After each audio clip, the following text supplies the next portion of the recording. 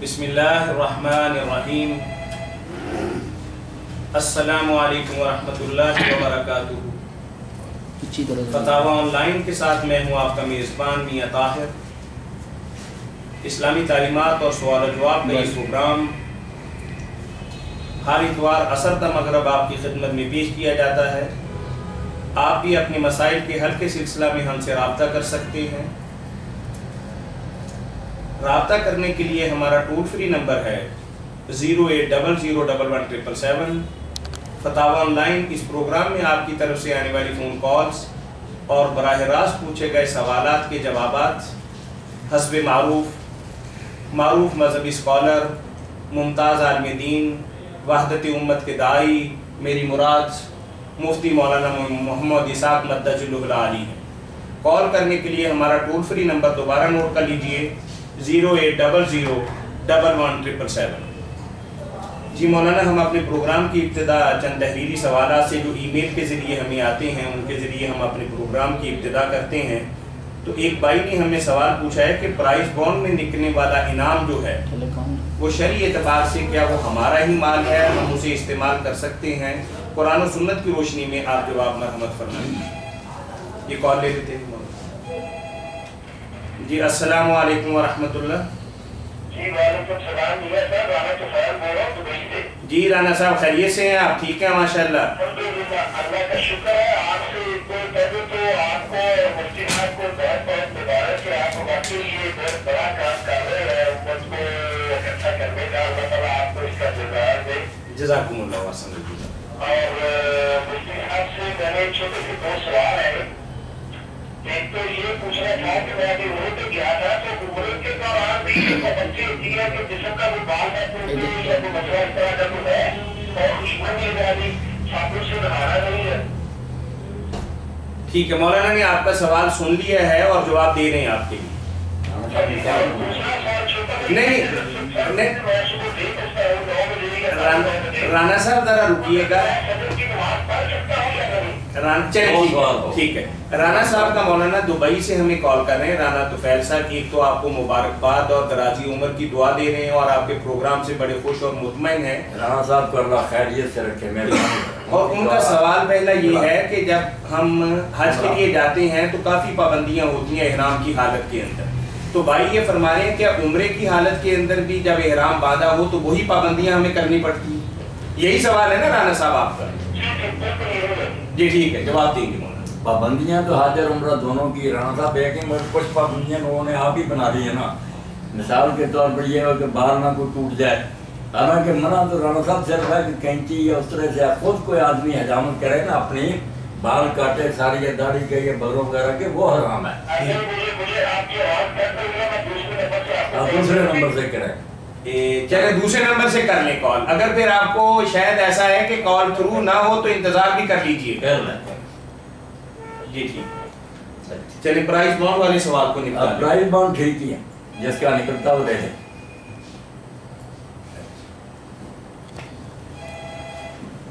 अस्सलामु अलैकुम वरहमतुल्लाह। जी भाई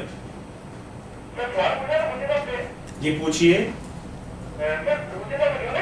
अल्हम्दुलिल्लाह, पूछें आप। वालेकुम सलाम रहमतुल्लाहि व बरकातहू। हाँ जी, ये दावा करते हैं कि रसूल पाक के वफात के बाद सैयदना फातिमा रहमतुल्लाह ने जो उसके वक्त की क्या नहीं दावा पेश किया कि मुझे पहले ये दावा किया कि मुझे मालूम पता क्या है। ये बुजुर्ग के रसूल पाक ने मेरे वालिद को दे दिया था। ये इससे गवाह जो गवाह बरतरफ किए गए, जब सैयदना ने गवाह पेश किए तो गवाह पे जरा की गवाह को रद्द किया गया। उनके बाद सैयदना ने कहा कि मुझे किस बात को दीन में करते तो मुझे बुलाते के तौर पर तो देते, क्योंकि मैं अपने वालिद की बेटी तो नहीं हूँ।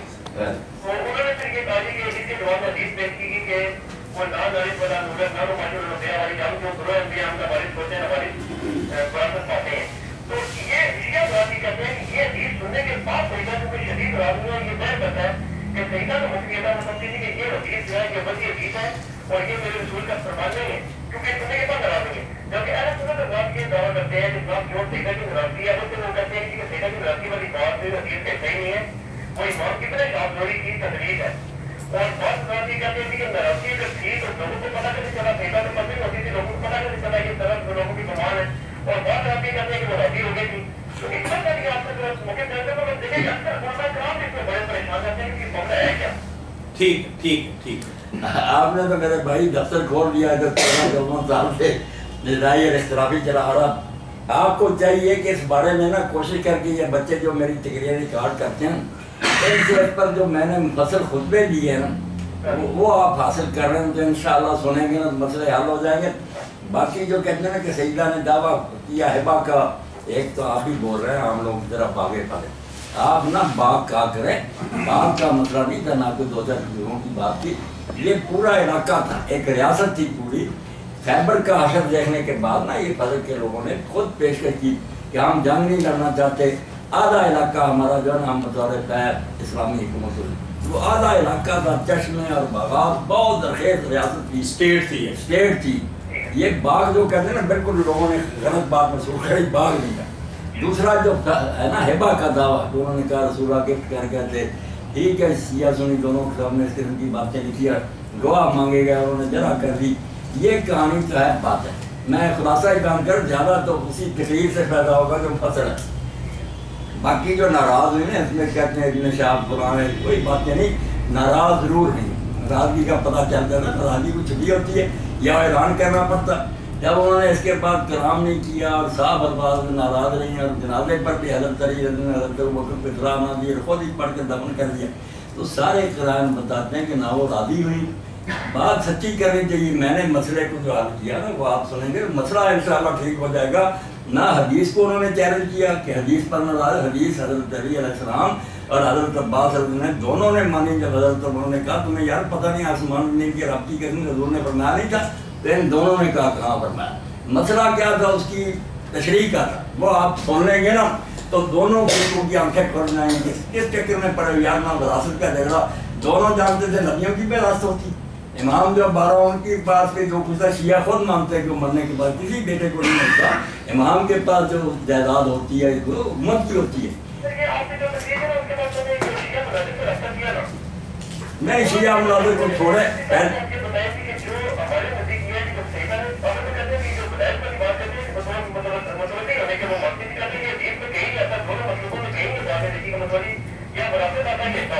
نہیں بتا دیں گے, بالکل حوالے دیں گے. نہ ہبا تو بات نہ ختم کر دیں, سوال ہبا تو بالکل بے بنیاد ہے. کوئی شیعہ اپنی کتابوں سے بھی نہیں ثابت کر سکتا. حدیث سننے کے بعد ناراضگی اسی بھی ہوئی کہ حدیث تو ہمیں بھی معلوم ہے کہ وارث کوئی نہیں, مگر رسول اللہ کی جو چھوڑی جائیداد ہے یہ وقف ہے, اس کے متعلق ہم ہیں. میں ایک مسجد بناتا ہوں, مسئلہ کہ میرا بیٹا کہتا ہے کہ ٹھیک ہے یہ ملکیت نہیں, نہ تقسیم ہو سکتی نہ بیع ہو سکتی, مگر میں مسئلہ نہیں پڑھنا چاہتا ہوں. کوئی برا مطالبہ بھی, اگر کوئی دوسرا آدمی کہتا ہے یار میں کام کر رہا ہوں, حضور بھی سربراہ مملکت سے, میں سربراہ, مسئلہ ایک ہی تھا کہ وقف ہے, نہ وراثت ہے نہ ہبا, کچھ بھی نہیں. اسی طرح علیہ السلام کے زمانے میں جا کر بھی شیعہ سنی دونوں تقسیم ہوا, انہوں نے اولاد کو دیا نہیں, جیسے وقف تھا حکومت کی تعبیر میں. تو آپ تقریر سننے کے بعد شیعہ عالم کو کیا کہیں, شیعہ سنی ہمیں پوچھتے رہیں گے, یہ مسئلہ ہو ظاہر ہے. اور شیعہ عالم کو میرے ساتھ ملا ہے, میں انشاءاللہ اپنی بھائی کی تسلی کروں گا. دونوں فریق مسئلہ ان کے نزدیک ایک ہی تھا, مسئلے میں کوئی اختلاف نہیں تھا. سوال یہ تھا کہ یہ جو زمین ہے موقوف وقف ہوئی ہے, اس کی تحریر کس کو حوالے دوں گا, کوئی بناوٹی بات تو نہیں. نہیں ابن شہاب زوری سکون ہے سنت کا, اس کو تو مجبور کرتا ہوں, سنی ظالم. ابن شہاب اگر اس پر جڑا ہو جائے تو دین کہاں رہے گا, پھر ساری حدیثیں تو بھری ہوئی ابن شہاب.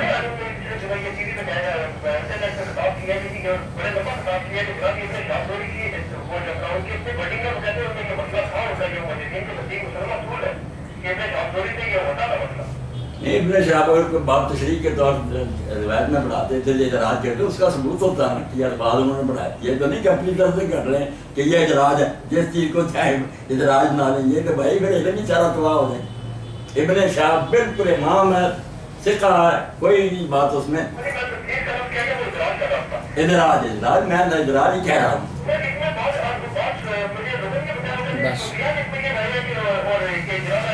علی بھائی یہ ہماری بات ختم ہوگی یا نہیں؟ دیکھیں نا ہمارا پروگرام میں نے آپ سے پہلے دن بھی عرض کیا تھا کہ ہم جو اس طرح کے اختلافی مسائل ہیں نا حل کریں گے, لیکن آپ مسجد میں تشریف لائیں, بیٹھ کے بات کریں. یہ ٹیلی فوننگ اور رہنمائی ہفتے میں 1 دن 1 گھنٹہ اگر اس پہ لگا دیں گے تو ہمارے پلے کیا رہے گا؟ بہت بےچین ہے لوگ، بہت بےچین، ان کو بتانا کوشش۔ آپ کا مسئلہ بڑا اہم ہے، مسجد میں تشریف لائیے، مولانا سے بیٹھیے، 2 دن رہیے، 3 دن رہیے، ہفتہ پورا بیٹھ کے حل کیجیے۔ جزاکم اللہ۔ یہ پرائز بانڈ کے بارے میں آپ نے بتا دیا مولانا؟ اگر کوئی کمپنی یا کوئی ادارہ دیتا ہے نا پرائز بانڈ دیتا ہے۔ جی السلام علیکم ورحمۃ اللہ وبرکاتہ۔ کیا تکلیف ہے؟ انعام دیتا تھی۔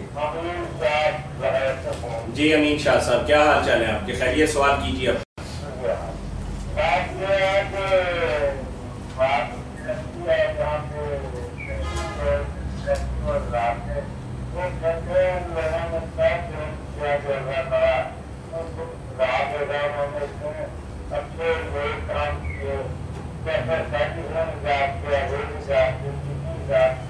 ٹھیک ہے ٹھیک ہے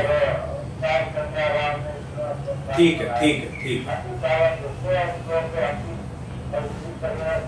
صلی اللہ علیہ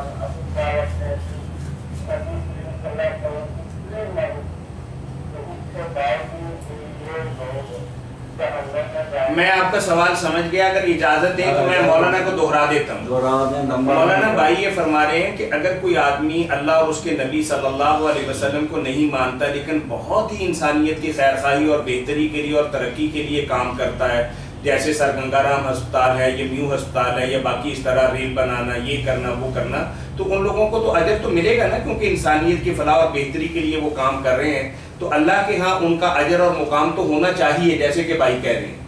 یہی سوال ہے نا آپ کا؟ ٹھیک ٹھیک۔ نہیں امین صاحب آپ کی یہ غلطی جو ہے نا اس وجہ سے کہ آپ ایمان کی قدر نہیں لگا۔ جو آدمی ایک حکومت کو تسلیم ہی نہیں کرتا، وہ 1000 نیکیاں کرنے کے وہ حکومت اس کو کیا انعام دے گی؟ وہ تو بھاگی ہے، اس کو وہ جیل میں بھیجے گی۔ ڈاکو چور بڑے بڑے نیک کام کرتے ہیں، مگر جو قائم شدہ حکومت ہے ان کی نظر میں جب وہ بھاگی ہیں، اس حکومت کو نہیں مانتے، ان کی نیکیوں میں کیا قدر ہے؟ یہ کافر ہونا جو ہے نا اتنا بڑا جرم ہے کہ اس کے ساتھ نیکی کوئی نیکی نہیں۔ یہ ہسپتال بناتے پھر اللہ پر کوئی احسان نہیں، اللہ صرف اس نیکی کی قدر کرتا، وہ بھی اپنے فضل سے، ورنہ اس پر کوئی بوجھ نہیں کہ اس نے اگر نیکی مجھے خوش کرنے کے لیے دی میں اس کو جان دوں گا۔ اگر مسلمان بھی جو نیکی کرے مگر اس کی نیت لوگوں کو دکھانے کی ہو تو اللہ تعالیٰ قیامت کے دن کہہ دے گا جن کو دکھانے کے لیے کیا تو ہم کے داخلے ثواب لے لیں۔ اللہ کوئی مانگتا ہے کہ وہ کہے کہ جس طرح کی نیکی کرنی میں اس کا ثواب نہیں، وہ بادشاہ کائنات کا مالک ہے، صرف اس نیکی کی قدر کرے گا جو اس کے رسول کے کہنے پر اس کو خوش کرنے کے لیے کی ہو، ورنہ سب لوگوں کے منہ پر مری جائیں گی کہ جا باقی ٹھیک ہے، کافر بھی کئی طرح کے ہیں نا، سارے ایک طرح کی ہیں، آپ کی بات ٹھیک ہے، کچھ کافر ہیں ساتھ بدماش بھی ہیں، کچھ کافر ضرور ہیں مگر شریف ہیں، ہسپتال بناتے مدد سے، تو آپ جانتے ہیں جیل میں ایک ہی وارڈ نہیں، جو پھانسی کھائے ہیں ان کی کوٹلیاں الگ ہیں، جو معمولی مجرم میں وہ علیحدہ کمروں میں، اسی طرح یہ دوزخ میں بھی ہلکا عذاب ہوں گے، دوزخ میں ہی مگر تھوڑا، جو بہت کٹر بے ایمان ہے وہ سخت عذاب میں، اشد عذاب میں، فرق ہوگا وہاں عذاب میں کمی بیشی کا، مگر جائیں گے دوزخ میں، اللہ کو نہیں مانا، اس کے رسول کو نہیں مانا، یہ تھوڑا جرم ہے تو اس کی بادشاہی میں رہ رہے اور مان نہیں رہے اس کو، باغی مجرم۔ چلیں بہت شکریہ امین شاہ صاحب، جی جزاکم اللہ واسن الجزا۔ باجی ام سفیان نے کینیڈا سے ہمیں ایک ای میل کے ذریعے سوال پوچھا ہے کہ حضرت یوسف علیہ السلام کا وہ جو مشہور قصہ ہے کہ جس میں وہ بادشاہ کا پیالہ اس کے بھائی کے وہ سامان کے اندر رکھ دیا گیا، تو انہوں نے پوچھا ہے کہ ایسا کسی پیغمبر کو زید دیتا ہے؟ جی السلام علیکم ورحمۃ اللہ وبرکاتہ۔ جی الحمدللہ الحمدللہ۔ کر دوں گا میں بتا رہا تھا۔ جی پہلا سوال ان کا یہ تھا کہ پہلا سوال تھا کہ حج اور عمرہ کی پابندیاں ایک نہیں، دونوں کی ایک، حج بھی جو ہے نا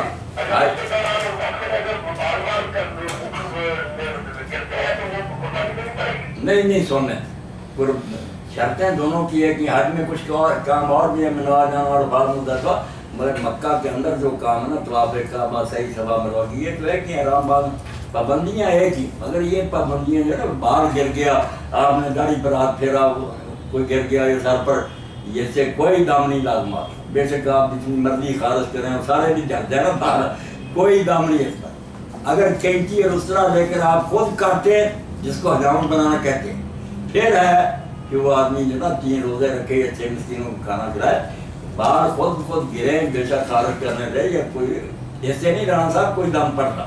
یہ جو کہہ رہے نا کہ نہائے مل کر نہائے اس میں جو کچھ بال گرے گرتے گرے بس کینچی اور اسرے سے جان بوجھ کر کہ میں بال کاٹ رہا ہوں یہ کام نہیں کر سکتا. اچھا ٹھیک ہے. دوسرا میں کہ میں بہت سارے لوگوں نے اٹھوں کبھی تو نماز اس وقت پڑھوں یا گھر کے ساتھ ملا کے اب فجر کی لیٹ ہو جائے دیر سے بالکل رانا صاحب یہ کئی میرے بھائی سن رہے ہیں بہنیں بہت لوگ اب اس بیماری میں مبتلا ہونا. اب تو شاد و نادری شاید ایسا ہوتا ہوگا ورنہ لوگ تو اٹھتے یا بستر آئیں کہ سورج نکلنے کے بعد.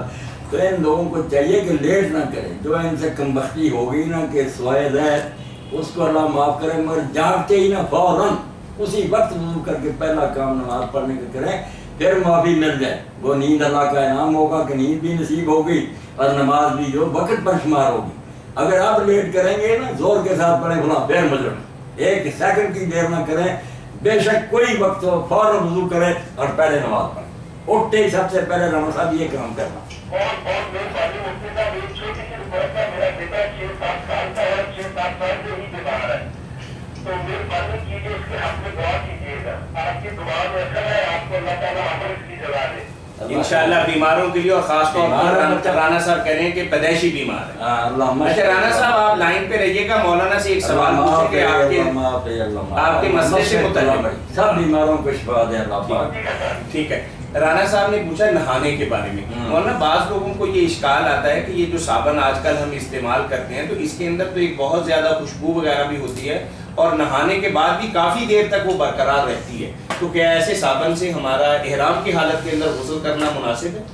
میاں صاحب اگر کوئی ایسے صابن سے پرہیز کرے نا تو بڑی اچھی بات ہے مگر یہ خوشبو لگانا نہیں جس کو کہتے ہیں نا کوئی آدمی خود خوشبو جو ہے نا عطر وغیرہ لگائے منع جو ہے خود خوشبو لگانا ہے. ورنہ اسی لیے لوگ کہتے ہیں حضرت اسود کو بوسہ نہ دی اس کو لگی ہوتی ہے اس کو لگی ہے. کیوں حضرت انصر اس کو چومتے تھے خوشبو بھی لگ جاتی تھی. خوشبو خود اپنی مرضی سے لگانا وہ منع ہے.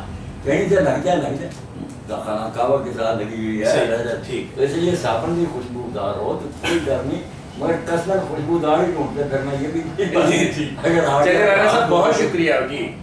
آپ کے توسط سے ایک اور مسئلہ حل ہو گیا ہوگا.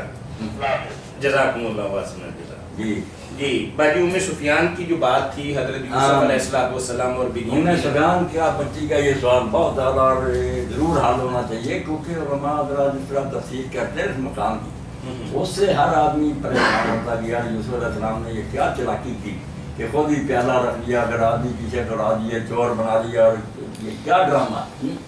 تو یہ ساری بات جو ہے نا غلط. یوسف علیہ السلام نے پہلی مرتبہ یہ بات نا ایک علم کی لیا کہ یہود نصارہ کی کتابوں میں ہے کہ السلام علیکم ورحمۃ اللہ. وعلیکم السلام ورحمۃ اللہ. میں سوال بات کر رہا ہوں. میں سوال ہے سب سے پہلے تو یہ کہ ابا حاجرہ جو ہے ان کا نام جو عرب جانتے ہیں یہاں پہ ہمارے نام وہ حاجر بولتے ہیں. وہ کہتے ہیں کہ آپ لوگ اس کا نام صحیح نام لاتے ہیں حاجر ہے نام کا حاجرہ نہیں ہے. تو یہ اس کا ایک تو بتا دیں. اور دوسرا سوال جو ہے نا وہ یہ ہے کہ شیطان کے بارے میں جو قرآن پاک کی آیت ہے انه یراکم هو وقبیلہ من حیث لا ترونہم. اس کے سلسلے میں جو وہ ہے کہ جب ہم اپنے بیوی کے پاس جاتے ہیں تو بسم اللہ کہیں تو شیطان نہیں دیکھ سکتا. تو کیا یہ بات درست ہے کہ لباس اتارتے وقت بھی جب آپ بسم اللہ کہتے ہیں تو شیطان آپ کو نہیں دیکھے گا لیکن آپ اسرائیل بھی دیکھ سکتے ہیں کہ یہ حدیث صحیح ہے جس میں لباس کے بارے میں کہا گیا. اس کے بارے میں تھوڑا سا ذرا تصدیق کر دیں تو بہت اچھا ہوگا. نعمان بھائی بہت خوشی ہے اللہ تعالیٰ آپ کو خیریت سے رکھے آپ کی صحیح مشکور فرمائے. تو پہلا سوال آپ کا تھا کہ حاجرہ کی بجائے حاجر کے یہ وہ بالکل ٹھیک ہے. ہم جو حاجرہ کہتے ہیں نا بلکہ کئیوں نے حاجرہ بنا دیا جیسے ہجرت کرنے والی یہ غلط ہی ہے. لفظ بالکل ٹھیک ہے حاجر آخر میں ہے کوئی نہیں رے ہی ہے. حاجر یہ جیم پر بھی دبل ہے حاجر لفظ بالکل ٹھیک اسی طرح صحیح بخاری وغیرہ میں. تو یہ بات میں عرب لوگوں کی ٹھیک ہے کہ حاجر کہنا چاہیے حاجرہ وغیرہ کوئی نام نہیں. یہ دوسری ہے سے ہے نا حلوے سے نہیں ہے کسی. تو اس کی معنی کیا ہوں گی چھوڑنے والی. ہاں یہ چلو ایک نئی بات ہے کہ حاجر کی معنی کیا. حاجر جو ہے نا یہ مصری زبان کا تھا، کیونکہ حضرت حاجر جو تھی اصل میں تو مصر کی تھی نا، شاید مصر میں حضرت یوسف علیہ السلام کو دی، تو اس کا اصل جو ہے نا معنی وہی ہے جو ہماری زبان میں شائستہ، بعض بچیوں کا نام رکھتے ہیں شائستہ، سمری ہوئی، بہت مہذب سلی کمن، ہاں بس یہ حاجر جو ہے نا شائستہ سمری ہوئی مہذب ہر لحاظ سے، ہاں بڑا پیارا نام ہے حاجر کہنا۔ آپ کی ایک بات تو واضح ہوگی کہ مولانا نے فرما دیا کہ آخر میں جو ہے لگاتے ہیں یہ مناسب نہیں ہے، اور عرب جیسے کہتے ہیں وہ درست کہتے ہیں۔ اس کے ساتھ ہی ایک بات اور، اچھے پڑھے لکھے لوگ بھی حضرت معاویہ رضی اللہ عنہ کی والدہ ہے یا اسی طرح رسولہ کی بیوی جو ہے ان کا نام بھی ہندی تھا نا، مگر ہندا کہتے ہیں، ہندا جو ہے بڑھا دی نا انہوں نے اردو زبان میں، یہ بھی ایک طرح اپنی طرف سے اضافہ، جو اٹھتا ہندا، ہندا کوئی نام، جو انڈیا کا نام ہے نا ہند، یہی نام ہے ہند، اور ہند بھی بہت اچھا نام ہے۔ ہند کا معنی بھی ہے کہ عورت میں جتنی خوبیاں ہونی چاہیے، جس عورت میں وہ ساری جمع وہ کہلاتی ہے، یعنی محاسن کا ہاں محاسن، بڑا پیارا نام ہے۔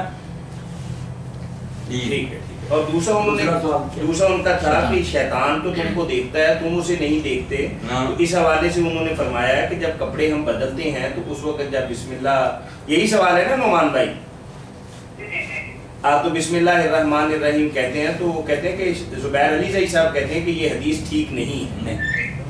یہ ٹھیک ہے، اگر وہ روایت اس میں آتا ہے کہ جب آدمی دیکھنے کی بات نہیں، بات تو ٹھیک ہے، نقصان نہیں بتا سکتے، یہ جو ہے نا کہ روایت میں ہے کہ وہ دیکھ نہیں سکتے، دیکھتے کیوں نہیں، ہم بسم اللہ پڑھ رہے ہیں نا، دیکھتے رہتے ہیں، مگر جو ضرر پہنچانے کی بات ہے کہ جب پاخانہ میں جائیں باتھ روم میں تو بسم اللہ کہہ دیا، الگ میدان میں جو کپڑے جو ہے نا اٹھاتے ہیں وہ پہلے بسم اللہ کہتے ہیں، یہ شیطانوں کے اس کے بعد میں آڑ بند رکھتی ہے، یہ نہیں کہ دیکھتے نہیں وہ پھر مانا، یہ ہے کہ جنات وغیرہ میں نا چمٹ جاتے ہیں، تخبط و شیطانوں میں نماز چمٹ جاتے ہیں، انسانوں کو پاگل بنا دیتے ہیں، قرآن کہتا آدمی بچا رہتا ہے، جنات اس کو نقصان نہیں پہنچا سکتے، مطلب یہ تھا دیکھنے میں کوئی رکاوٹ نہیں۔ یعنی مولانا نے فرمایا ہے کہ بسم اللہ الرحمن الرحیم پڑھنے سے انسان شیطانوں کی دسترس سے بچ جاتا ہے، نقصان نہیں پہنچا سکتا۔ وہ ایک حدیث وہ بھی ہے نا کہ بیوی کے قریب جاتے وقت بسم اللہ کہیں تو شیطان آپ کو نہیں دیکھ سکتا، یا نہیں دیکھ نہیں سکتا، وہ کہا کہ جو بسم اللہ نہیں کہتے پھر مرد کے ساتھ نا شیطان بھی مباشرت شروع کر دیتا ہے، وہ بچہ جو پیدا ہوتا ہے اس میں شیطانی اثرات ہو جاتے ہیں، ہاں اس لیے یہ پڑھ لے تو نامراد پھر اس میں شریک نہیں ہوتا۔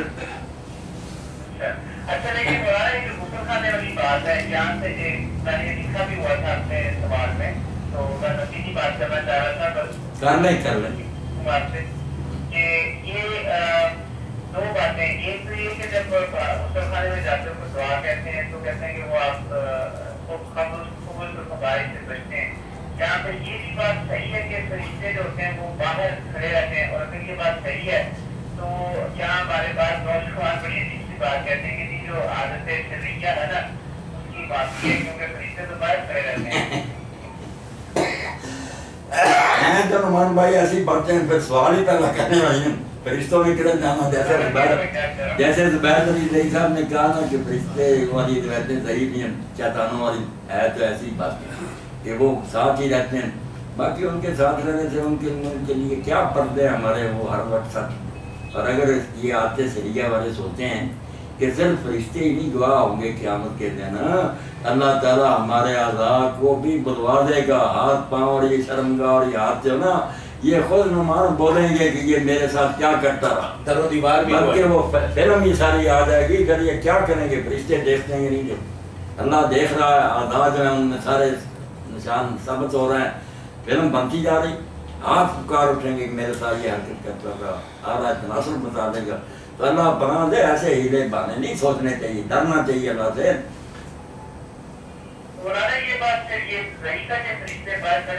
نہیں فرشتے کہیں نہیں جاتے، فرشتے ساتھ ہی رہتے۔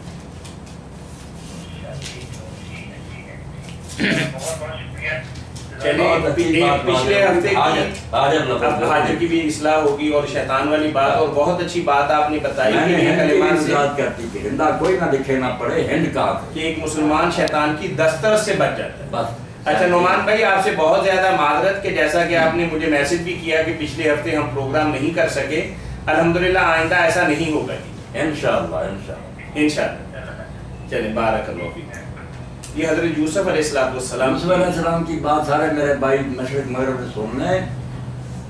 पहली मरतबा यूसुफ अलैहिस्सलाम ने अपने नौकरों से भाइयों के पैसे रखवा वापस, कोई इरादा उनको चोर बनाने का नहीं था, ना उनको किसी ने फिर पकड़ा कि तुम्हारे हाथों में पैसे हैं, वो ले गए। इरादा था कि भाई जो है इनकी हालत पतली है, अब्बा की भी तंग है, रात तो अभी खोलना नहीं था, मदद करनी कि जाएंगे तो अपना गुजारा करेंगे। और दूसरी मरतबा यूसुफ अलैहिस्सलाम ने खुद ही बादशाह का और प्याला कोई नहीं, बादशाह की आपका प्याला, और वो प्याला जो ना सोने का था, बहुत कीमती था, वो खुद रखा एक बारी पर। ये जनरेटर चला अल्लाह। ये मौलाना आप हजरत यूसुफ अलैहिस्सलाम के हवाले से वाक़या जो ना मैं बयान कर रहा था। जी जी। तो जिस तरह पहली मरतबा उन्होंने जब अपने भाइयों के सामान में रखवाए पैसे, उस वक्त कोई चोर बनाने का इरादा था, समझते हैं कि इमदाद की। तो दूसरी मरतबा में उन्होंने ये कीमती प्याला भाई के जो सामान में रखा, कोई उनकी ये स्कीम नहीं थी, कोई चोर बनाने का इरादा नहीं था, दिमाग में ये बात नहीं थी कि ये हो जाएगा। बड़े गौर से मेरी बात सुनना, ना उन्होंने कोई हिला की। वो तो जब मामला सामने आया तो अल्लाह कहता कितना ये सब कुछ काम हमने यूसुफ के लिए कर दिया, वरना यूसुफ का ख्याल तक नहीं हुआ। क्या उन्होंने पहले की तरह भाई की मदद के लिए वो कीमती प्याला रख, मेरा भाई रब्बा जी इसको इस्तेमाल करेंगे। उसके बाद उन्होंने किसी को नहीं कहा कि मेरा प्याला गुम हो गया, ढूंढो। जो बेचारे मुलाजिम थे ना, खादिम थे, उनकी जान के लाले पड़ गए, ईसाई जान गुम है, हमारा क्या बनेगा। वो खुद दौड़े, उन्होंने पीछे आवाज़ें दी काबले वालों तुम चोर हो। इन्होंने कहा यार हम तो यहाँ गला खरीदना है, चोरी करना है। अब एक बात और जो अल्लाह ने की, वरना फिर यूसुफ अलैहिस्सलाम के पास भी ले आते तो आप भाई को ना फिर भी रखे। इसलिए अल्लाह कहता है सारा काम तो मैंने किया, जो यूसुफ के दिमाग में भी नहीं था। उन्होंने पूछा कि अगर निकला सामान फिर क्या, जो मिस्री कानून था उसके मुताबिक जुर्माना हो सकता था, यूसुफ अलैहिस्सलाम रख नहीं सकती, क्या हो।